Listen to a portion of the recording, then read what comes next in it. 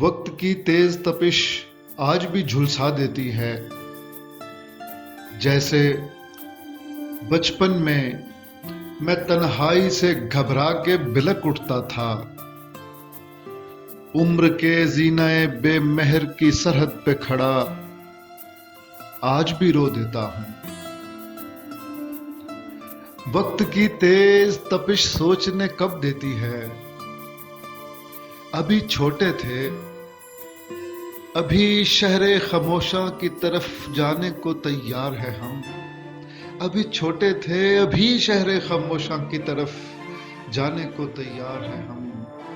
नफसा नफसी का वो आलम है कि कुछ होश नहीं, दिल मगर ऐसे में खामोश नहीं।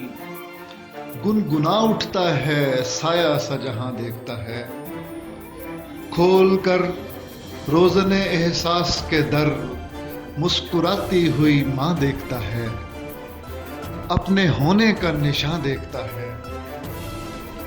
वक्त की तेज तपिश छाँव में ढल जाती है, मेहरबां गांव में ढल जाती है। वक्त की तेज तपिश सोचने कब देती है। वक्त की तेज तपिश आज भी झुलसा देती है। अहमद हम्माद के चैनल को सब्सक्राइब कीजिए और बेल आइकॉन दबा दीजिए ताकि आपको नोटिफिकेशंस मिलते रहें। शुक्रिया।